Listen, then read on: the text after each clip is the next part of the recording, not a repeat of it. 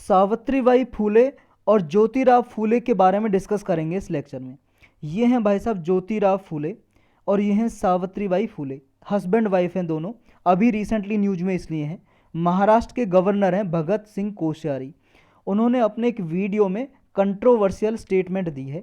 ये social reformist थे ज्योतिराव और सावित्रीबाई फूले। इन्होंने अपने वीडियो में एक में कहा कि जब इन्होंने शादी की, सावित्रीबाई फूले 10 साल की थी और उनके हस्बैंड 13 साल के। और कुछ भी कहा, इस कंट्रोवर्सी से लेने से हमें कोई मतलब नहीं है। हमें जानना है कि ये दोनों कौन थे और इनका क्या कंट्रीब्यूशन था हिस्ट्री में। आपने पढ़ा भी होगा हिस्ट्री की बुक में, तो इनका हम ब्रीफली डिस्कस करेंगे। सावित्रीबाई फूले जी हैं जो, इनका जन्म होता है नए गांव है महाराष्ट्र में। नए गांव जनवरी 3, 1831 को इनका जन्म होता है। ये इंडिया की फर्स्ट जनरेशन मॉडर्न फेमिनिस्ट थी जिन्होंने गर्ल एजुकेशन को प्रमोट किया, यानी कि गर्ल के लिए इक्वलिटी की बात करी ब्रिटिश राज में भी। ये फर्स्ट फीमेल टीचर है हमारे इंडिया की जो 1848 में बनी। हमारे इंडिया की पहली महिला टीचर ये थी सावित्रीबाई फूले जी। इन्होंने गर्ल्स के लिए एजुकेशन को प्रमोट करने के लिए, लड़कियों के लिए स्कूल खोले बहुत सारे अपने हस्बैंड के साथ मिलके। इन्होंने और भी कई सारे काम किए डिस्क्रिमिनेशन के अगेंस्ट, यानी कि भेदभाव को ख़त्म करने के लिए इन्होंने बहुत सारे काम किए। भेदभाव होता था लोगों के खिलाफ, यानी कि कास्ट बेस्ड आइडेंटिटी को लेके, जाति को लेके। जो ऑर्थोडॉक्स सेक्शन थे हिंदू कम्युनिटी में पुणे में, उन्होंने इनके इस वर्क का अपोज किया, विरोध किया जब इन्होंने कास्ट बेस्ड डिस्क्रिमिनेशन को ख़त्म करने की बात बोली तो। नेक्स्ट इन्होंने एक चाइल्ड केयर सेंटर सेटअप किया, बाल्यता प्रबंधक गृह।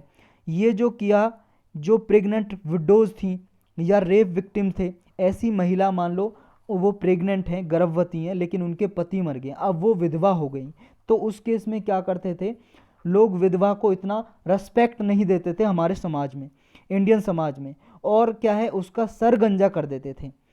तो उसकी एक तरह से बेइज्जती सी करते थे और अलग से उसे रखा जाता था और घर से निकाल भी दिया जाता था। या फिर कोई रेप विक्टिम हुआ करती थी जिनका बलात्कार कर दिया जाता था, ऐसी महिला, उनके रहने के लिए ये सेंटर बनाए थे। इन्होंने मिलके सावित्रीबाई फूले जी ने और ज्योतिराव फूले जी ने एक सत्य शोधक समाज खोला, एक ये ऑर्गेनाइजेशन बनाई। किस लिए? ताकि जो मार्जिनलाइज लोअर कास्ट हैं, जो निचले तबके से लोग आते हैं, उनके लिए इक्वल राइट प्रोवाइड करने के लिए, समान अधिकार उनके दिलाने के लिए समाज में। सत्य शोधक मैरिज इन्होंने कंडक्ट कराई। सत्य शोधक मैरिज ऐसी शादी थी, विवाह थे, जिनमें जो जोड़े यानी कि दुल्हा दुल्हन शादी करते थे, उनसे ये प्रतिज्ञा करवाई जाती थी, ये प्लेज करवाई जाती थी प्रतिज्ञा, कि वो शादी के बाद गर्ल एजुकेशन या एजुकेशन दोनों के लिए, एजुकेशन लड़का लड़की के लिए एजुकेशन को प्रमोट करेंगे और लड़का लड़की के लिए और सभी लोगों के लिए समाज में इक्वलिटी को प्रमोट करेंगे, यानी कि समानता लेके आएंगे समाज में और शिक्षा लेके आएंगे। इन्होंने क्लिनिक भी खुलवाए 1997 में। बुबोनिक जब प्लेग आया था, प्लेग की बीमारी आई थी भाई साहब, बहुत बुरी तरीके से फैल रही थी हमारे इंडिया में भी, बहुत सारे लोग मर रहे थे, उनको ठीक करने के लिए क्लिनिक खुलवाई इन्होंने। ये बाल हत्या प्रबंधक गृह भी खुलवाया एक।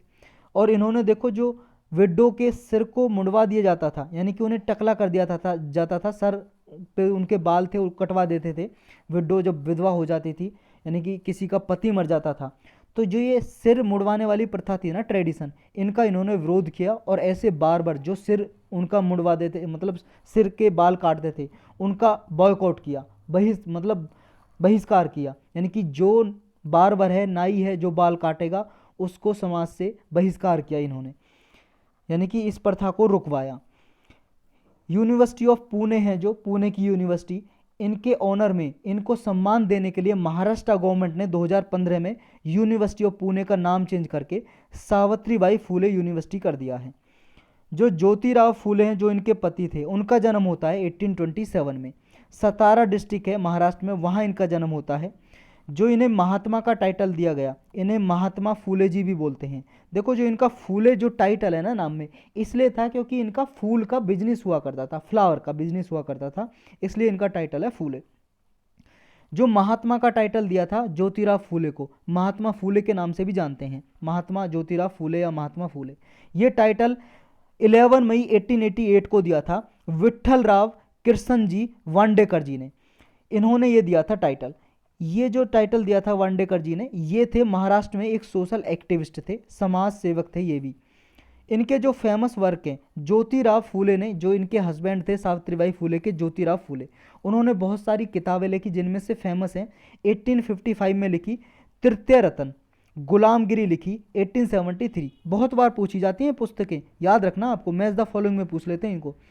सैत कार्यचा आसुद या कल्टीवेटर विप कोड भी बोलते हैं इन्हें, 1881 में लिखी है। 1887 में लिखी सत्य शोधक, समाजोक्त, मंगला शताक्ष, सर्व पूजा विधि। अभी नीड ऑफ आवर क्या है, देखो नीड ऑफ आवर का मतलब जरूरत क्या है अभी करने की। जो काम शुरू किया था ज्योतिराव फूले जी ने और सावित्रीबाई फूले जी ने, इनसे पहले भी और बहुत सारे, जैसे ये राजा राम मोहन राय थे, इन्होंने भी बहुत सारा गर्ल एजुकेशन को प्रमोट करने के लिए काम किया, ब्रह्म समाज सेटअप किया। तो ये तब से चला आ रहा है भाई साहब वुमेन एम्पावरमेंट का जो काम है, महिला सशक्तिकरण का। लेकिन अभी तक भी इंडिया में ये जिक सपना ही है, बहुत दूर का सपना है, डिस्टेंट ड्रीम है।